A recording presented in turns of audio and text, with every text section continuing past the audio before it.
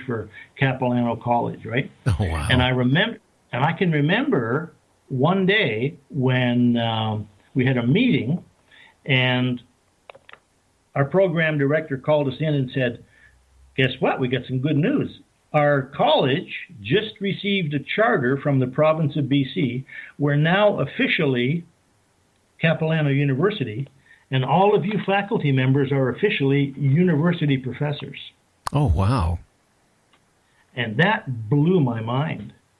Blew my mind because I had totally given up on that. That was an original idea from when I was 10 years old. And I had tried really hard to make it work and wasn't able to do it. I bet you went home in total shock, too, over that one. I was in shock, man. I was in heaven, too, right? Well, I mean, by this, this happened in 2000 and I think it was 2007. So, I guess I was 60 years old at the time. And, this is just one instance. I could tell you a few more, but that's a pretty dramatic one. And also, I met a woman, totally unexpected, while I was there, and we ended up getting married, and we came back to Canada in 2009 when I retired from the university. She's now living here, of course, with me in Victoria, and she's Chinese, So that dream that I had when I was 10 years old came true in a way that I absolutely did not anticipate, did not put any effort into creating. It just happened. Wow. And this is one of the most mysterious things that I have experienced over the years with this idea of mind power and mental time travel and creating your dream. Sometimes you bust your gut to try and make something happen, and it happens anyway, but it happens with a weird kind of a twist to it.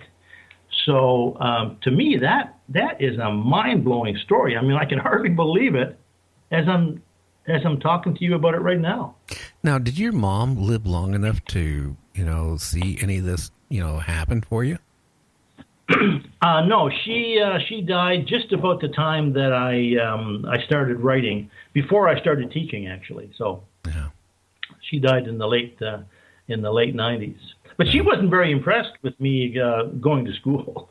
One of the things that I realized later is that nobody in my family went to university but me.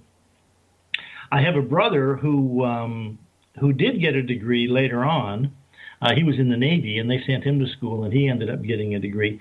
But of my 5 brothers and sisters and my parents, I'm the only one really that went to university and sort of legitimately, got a university education. So when I think when I first mentioned to her that I was going to be a university professor when I was 10 years old, when I woke up from that dream and went running home and told her excitedly I was going to grow up and be a professor, I think it really blew her mind because nobody in her family had ever gone to higher education either. So it was just something that was totally outside of her experience. Oh, yeah. She didn't ask you, like, if you landed on your head or anything when you fell from the tree, did she? I don't know. I know, I'll be honest with you. My mom was the same way. I mean, maybe it's because of our ages, when I did this like you.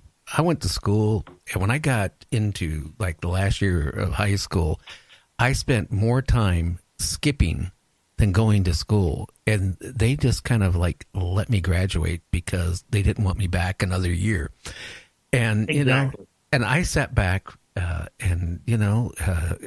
I couldn't figure out what I wanted to do with my life. I mean, I failed in a lot of things, and then some things I really succeeded in. I mean, I was one of the first people to come out with an IBM XT clone that actually worked years and years and years ago. And then, I did just things like that, But then I sit back and I still was never happy because I think it was just not something that I don't know.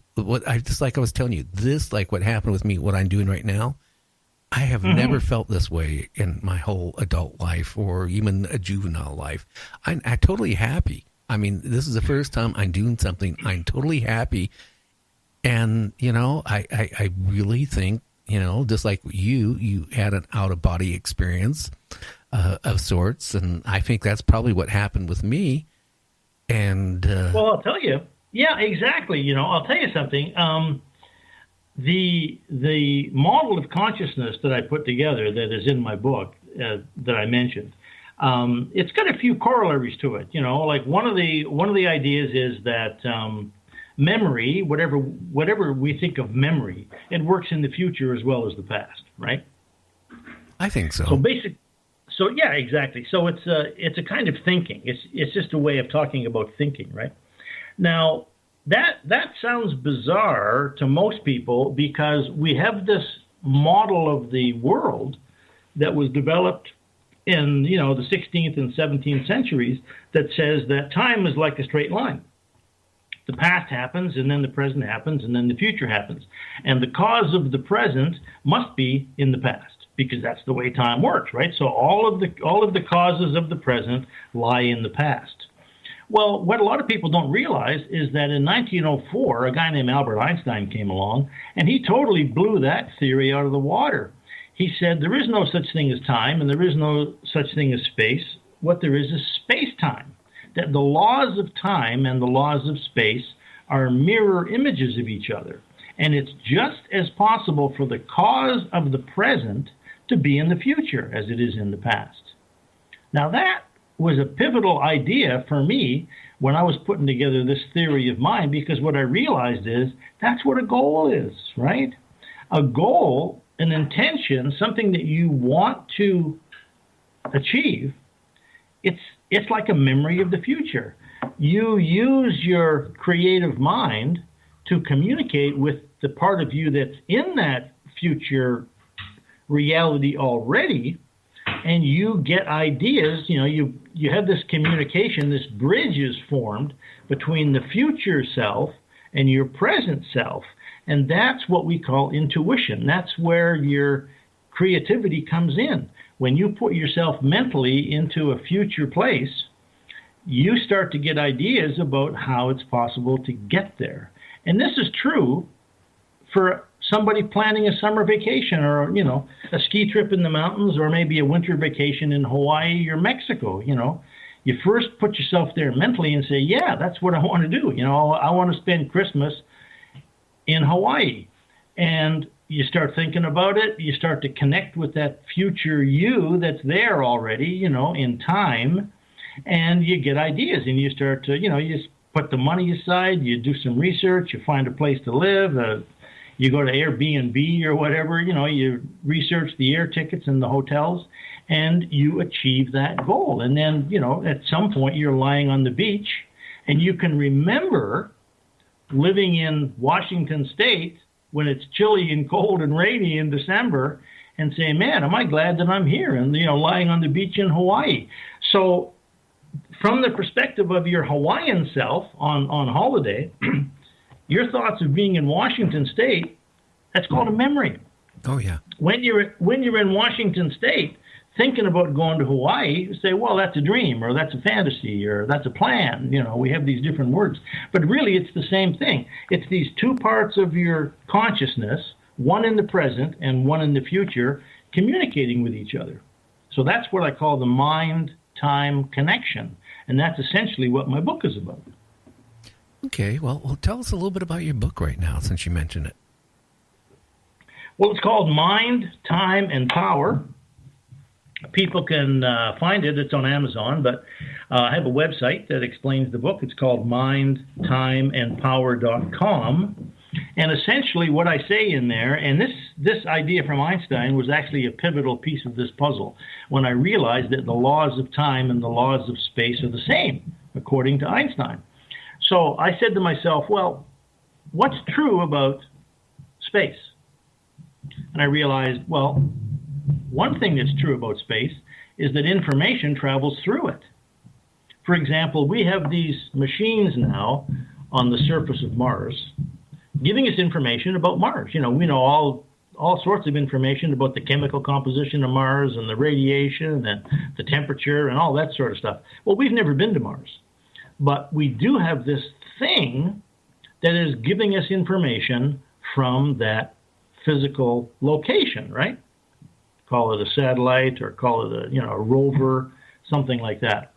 Well, we have a part of our mind that does exactly the same thing. It's called your inner awareness. And when you're thinking about the future or you're thinking about the past, and it's just as true for thinking about going to the store and buying a loaf of bread, or planning a wedding, or planning a vacation, or planning a holiday, or planning a business 5 years in the future. A part of your mind is connected to that future you, and you start to communicate with that part of yourself. It gives you ideas. You start to get hunches and intuitions and dreams about how you could manifest that dream or that goal. So part of this theory says that anything that has happened to you that's important, anything important that happens in your life, you get some sense of it in advance. And I've had the experience of talking to people. I had a client here. I was working with him just a few months ago. He's from Colombia, and I was working with him, helping him improve his English accent, And so I'm working with this guy in my capacity as a language coach, or, language teacher. And he says to me, well, what's your book about? You told me you had this book, so what's it about? So I explained it just as I explained it to you. And I said, one of the things I believe is that anything that happens to you in your life that's a big, important thing, you have some experience of it in advance. And this guy started to cry, And I said, hey, Guillermo, what's going on? This guy's about 35 years old. He's married. He has a couple of kids, and he has a business in Bogota, in Colombia, and he's in the process of resettling his family in Canada, right? And he starts to cry. So I said, what's going on? He said, I just remembered as you were telling me that story, something that I totally forgot. He said, when I was about 15 years old, I said to myself, one of these days when I get older and I'm married and I have a family, I'm going to be successful and I'm going to move my family to Canada. Oh, wow. And he said, I totally forgot about that until just now when you mentioned it. Now, isn't that a mind blower? Oh, yeah. I mean, yeah. It just, yeah, it's true. I think something in your brain too makes you drive, to make it accomplish what the dream or the experience was. I mean, or he wanted to come to Canada and he wanted to be successful. It gave him the drive to do it, and then then you forget about it, for many years. You forgot about it. Yeah, and exactly. Then all of a sudden, boom, it came back, and. Right. Yeah. I mean, so it's quite amazing, So this model basically says that time, the easiest way to think about time is to think about space. And, you can move from point A to point B in space. You can move from point A to point B in time, right? So if you think about the path that you take through time, they call it a timeline in physics. You can think of it as a road, crossing the landscape, right? So you can drive along that road. Well, you can go forward, you can go backwards, you can go east and west, right, along that road. And that road connects two different points, let's say 2 different towns or 2 different locations at either ends of that road. So when you think of it in terms of a model of time, it's exactly the same thing. That timeline is where you move through time, starting in the past and then progressively moving, day by day into the future, right? But if you have a cell phone and you're driving that road and you pull over the side of the road, when you get to your destination, let's say, you can pick up your cell phone, you can call your buddy back home, and you can form a connection between the place where you are and the place where you came from. That's memory. Yeah. In other words, I can remember now being in high school. I can remember, writing my book. I can remember being in China, So from this perspective right now, all of that information about me being in school and me getting married and writing the book and being a business